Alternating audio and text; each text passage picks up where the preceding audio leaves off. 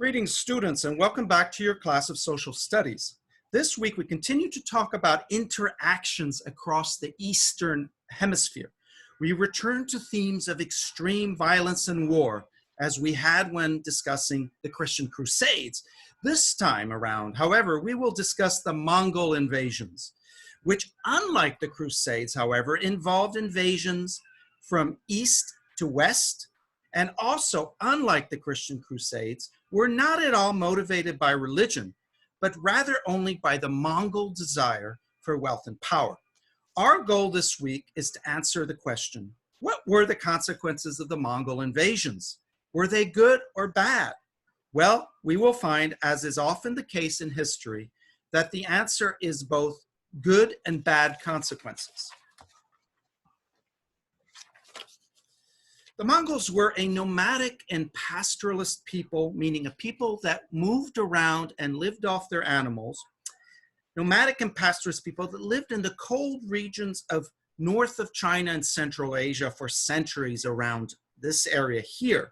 Now, there had been many such people living there in a very difficult environment, which had over the centuries led many of these Central Asians to migrate southwards or westward in search of food and goods, often at the expense of the richer and more settled civilizations to the south or to the west. In fact, invasions of such nomads had much earlier helped bring down the Western Roman Empire and the Han Empire around the same time, as we saw earlier in this course. So the Mongol invasions, really illustrated in this map with these arrows here, were the latest invasions in a long series of such population movements. This time, however, such invasions would be not only incredibly successful, as you can see from this map, but also lead to the establishment of lasting Mongol empires. How can we explain the success of the Mongols? The first answer is leadership.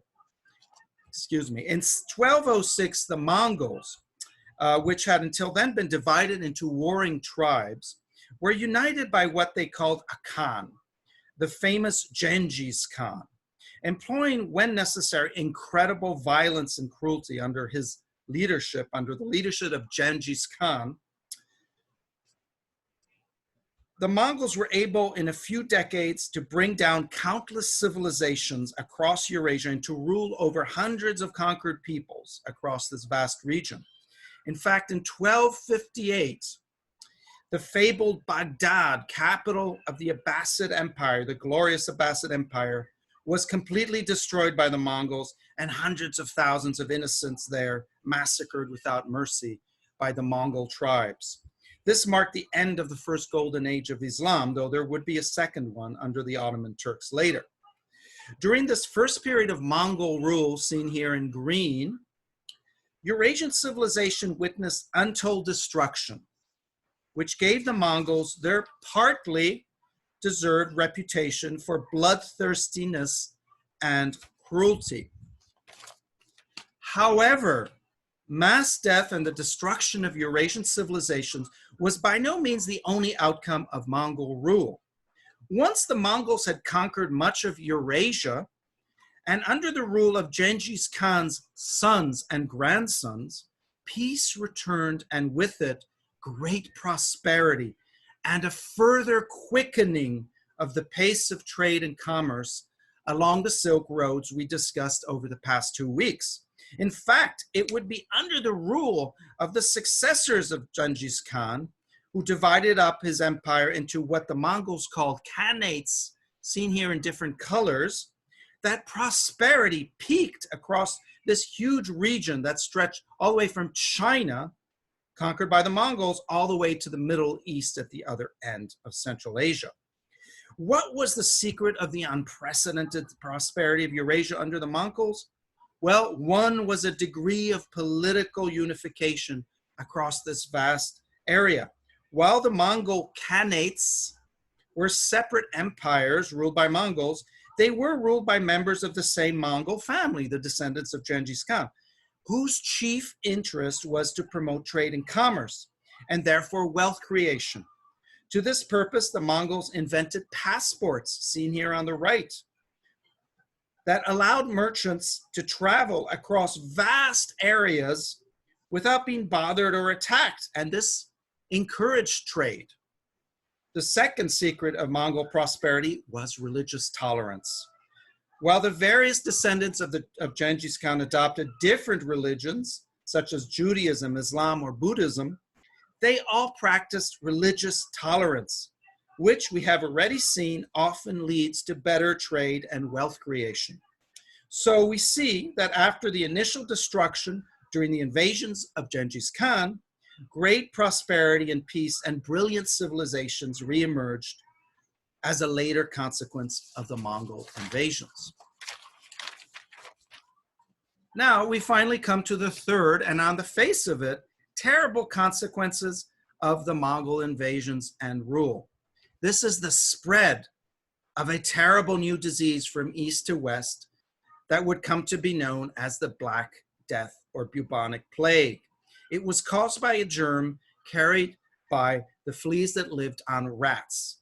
For reasons that are still debated, but which might be linked to a change in climate in Central Asia, where rats lived in burrows buried in the vast steppe there, the disease began to spread westward towards Europe and southward towards China after 1331 CE.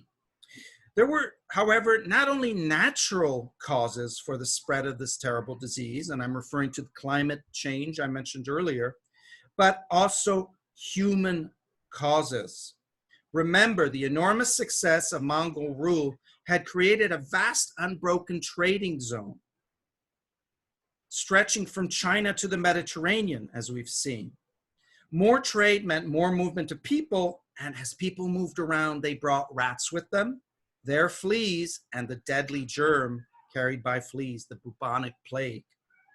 So by the 1350s, the disease, bubonic plague or Black Death as it's also known, had spread across Eurasia and killed on average about half of the European and Chinese populations.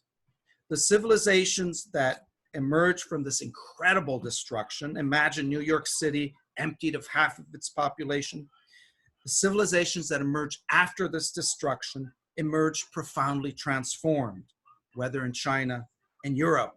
So after the Black Death, it really was a different world. So to conclude, you can see that the Mongol invasions had all sorts of consequences, good and bad. In this brief presentation, I touched upon three of them, and there are more. First, widespread destruction by the Mongols of the civilizations they invaded. Second, afterwards, peace and prosperity under Mongol rule. And then finally, number three, a consequence that was indirect and not voluntary, not intended, of course. A third consequence of the Mongol invasions was ultimately the spread of this very terrible disease, the Black Death or bubonic plague. And that concludes my presentation today. We will see you soon.